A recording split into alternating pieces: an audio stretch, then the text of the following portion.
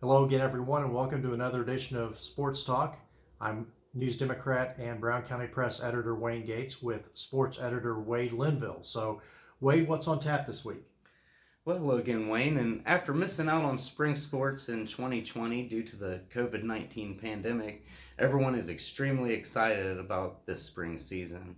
I was able to hit a couple of softball and baseball games over the weekend in Brown County, and there were quite a few spectators coming out to catch a glimpse of our local high school teams.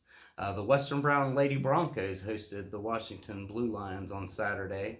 Western Brown has a great softball program that's very well coached, and it didn't take long for them to get the bats rolling and start plating runs against the Blue Lions. Fans may see some new faces on the field for Western Brown varsity team this spring, but don't expect much of a change in the way they compete. In 2019, they finished 10-0 in league play to claim the program's 7th consecutive Southern Buckeye Conference American Division title under the leadership of head coach Blaine Wallace, and I'm predicting they'll do it again this spring. I also visited Georgetown on Saturday to watch the G-Men host the Cincy Trailblazers for a preseason baseball outing. Sophomore Gabe Scott was among those pitching pretty well for the G-Men, and they didn't look too bad defensively. But offensively, they only managed one hit, which is something that will hopefully improve as the season carries on. You can find preseason photos and more info about Saturday's games in the upcoming March 25th edition of the News Democrat and the Ripley Bee.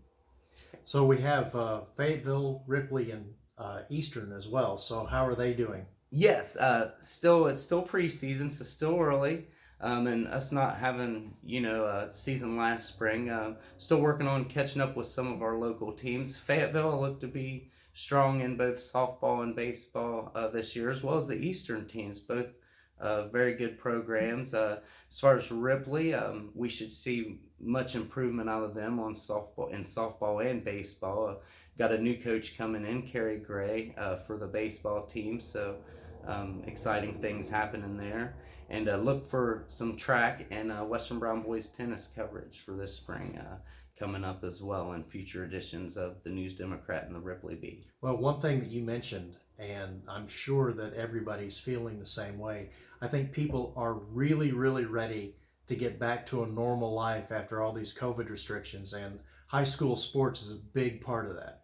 Yes, and one thing that I noticed on Saturday is it seemed a lot more normal than what it has been. Of course, coming off a winter where we're stuck in a gym, getting outdoors in the spring, relatively large crowds at both the games I was at on Saturday, and it seemed a lot more normal than what it has been. Hopefully, that trend will continue, and we won't be stuck with any further regulations, and yeah.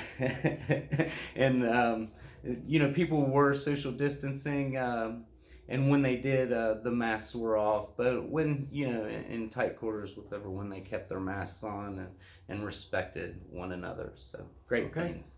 That does it for Wade's weekly Brown County Sports Blitz, and hope to see you again next week.